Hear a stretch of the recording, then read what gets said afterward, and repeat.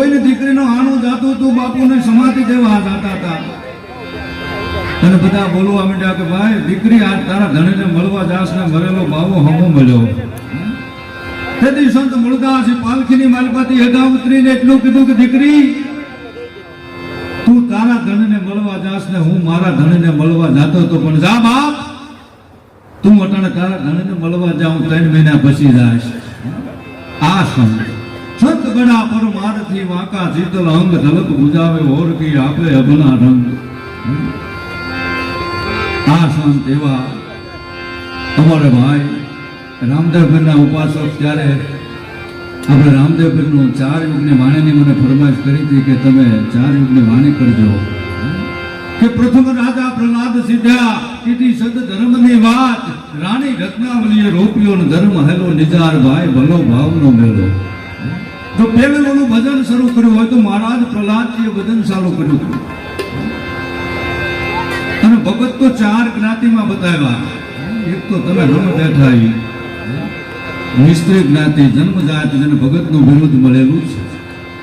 બીજા તો કે દરજી ભગત જન્મજાત જેને ભક્તિનું વિરુદ્ધ મળ્યું છે. ત્રીજા મોસી ભગત જેને જન્મજાત ભક્તિનું વિરુદ્ધ મળેલું છે. ચોથા પ્રજાપતિ સમાજ કુંભાર ભગત જેને પણ ભક્તિનું વિરુદ્ધ મળેલું જન્મજાત જેને ભગત બીજ પણ તે નહીં યુગ જાય અનંત ઉચ્ચ નીચ ઘરે અવતરે આખર સંતના સંત.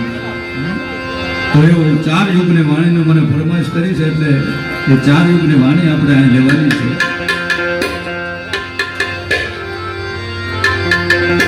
જાવા હે રે નાની મરનાવી સોવી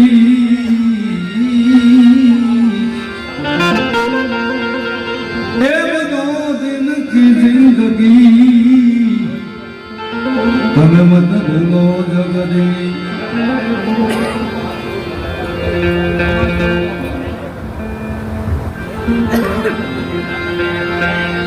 માણસની જિંદગી 2 દિન બતાવી આપણા સંતોએ.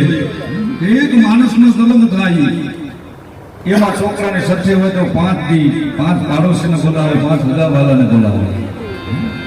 તો જિંદગીનો પહેલો દિવસ અને બીજો દિવસ કે માણસ 80-90 વર્ષ 100 વર્ષ જીવીને આ જગતમાંથી વિદાય લે ત્યારે કોઈને આમંત્રણ ન દેવું પડે. વગર આમંત્રણે 5 ગૌ 25 ગૌ 50 ગૌ 100 ગૌ જ્યાં સુધીની ઓળખાણ હોય ને ત્યાં સુધીના માણસો વગર આમંત્રણે આવી જાય.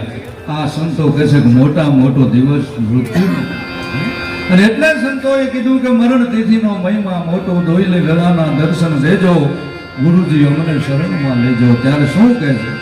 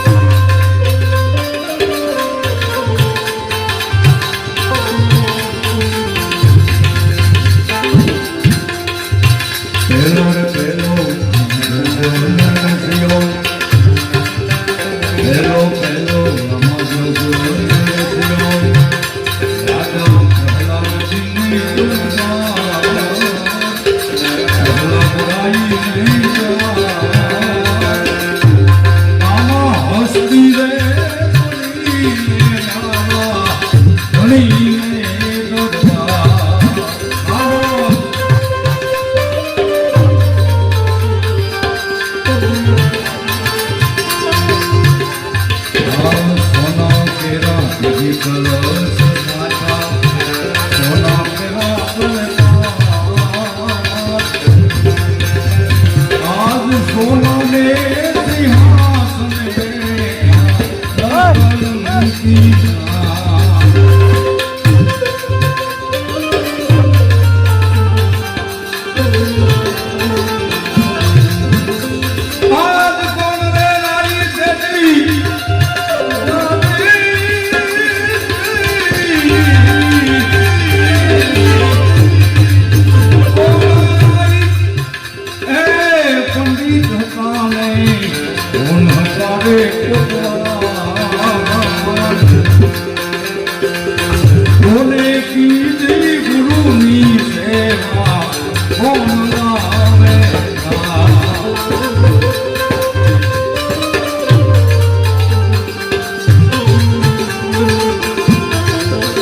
આદિનાથજી પંડિત હતા ને આદિનાથજી પંડિત હતા ને દાદા ગણપતિ રે કોટવાલ એ રાજા પ્રહલાદ રામે કાટની